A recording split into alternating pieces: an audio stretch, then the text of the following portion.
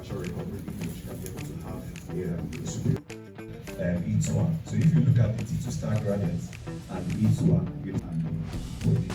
So most times we are looking at whether there is drop on the MA and also whether there is a spike when it comes to the coding. But sometimes we are looking at oncology in the brain. Some doctors also want to look at the future. So if you are interested in looking at the glycosid region, it's also considered a plan when you're looking at the metabolic.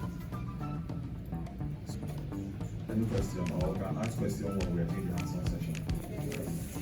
My name is Dr. Neka Ilanusi. I'm a consultant radiologist at the University of Nigeria Teaching Hospital, Department of Radiation Medicine. I also happen to be the head of department.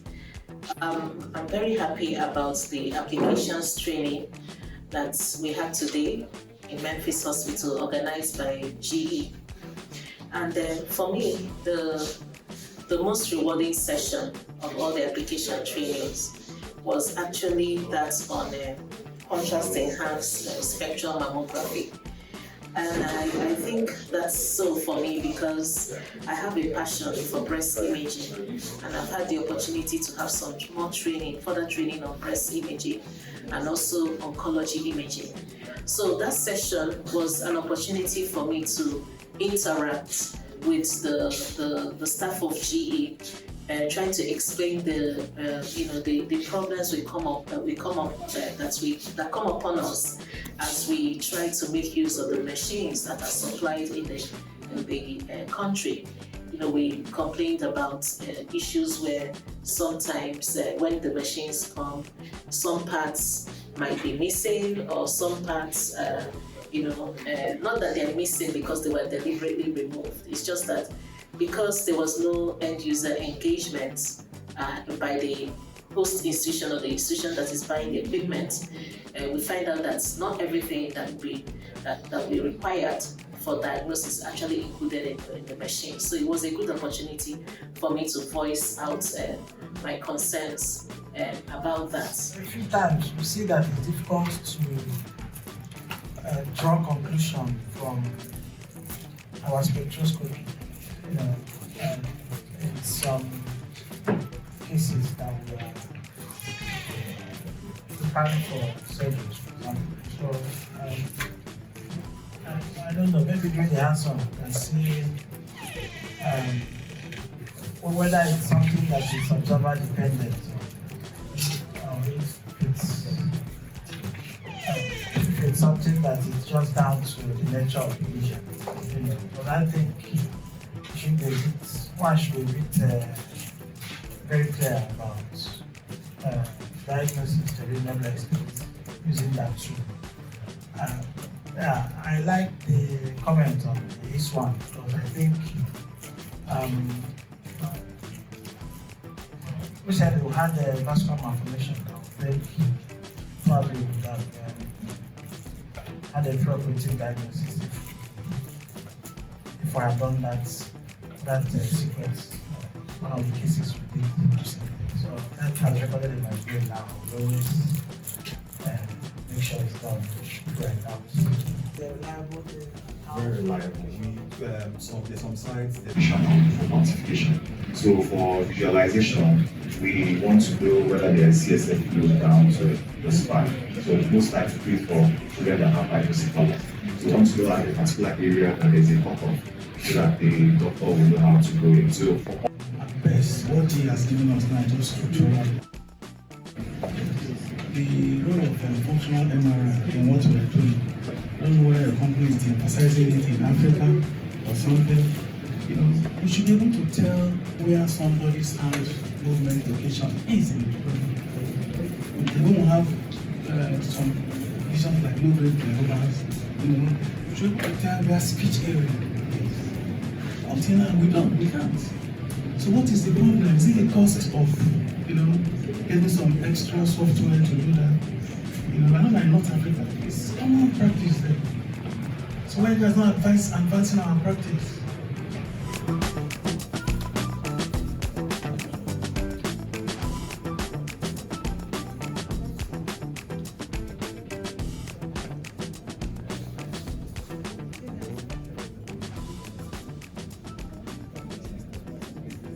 Good day, good evening. My name is Carlo Chukwuebuka. I'm a radiographer, senior radiographer at Memfys Hospital, Enugu, Nigeria. So, about what I want to add to the training section that we had today, hands-on on CT and MRI. I'm saying that what we discussed today is something of very, very important, and is also voluminous in the sense that the primary aim is to improve the practice of this MRI and CT. So I'm saying that what I would love GP to add is to see if they can organize this training in more than one day, because too many to be concluded in a day. So next time, if they could plan and do the training in more than maybe a week, because doing a CT, cardiac CT and MRI a day, neuroimaging and oncology, it will be very, very difficult for everything they need to impact on the practitioners to be actualized in just a day. So for a better improvement, to achieve the primary aim of organizing training, this training, I'm suggesting that if they can, make it in more than a day next time, maybe 2-3 days, or even 5 days, for this training to be done properly. Thank you, Express. Make a lot of corona analysis, attempt to break the vessels, and also attempt to name the main track. Once you have done that, you will now go to the next, which is the analysis phase, where you need to analyze the vessels. So please, let's say we have named those vessels. I don't want us to spend so much time on this. Once we have done that, click on next. Next. Here. Next. Let's look at where my calendar is next. So click on next.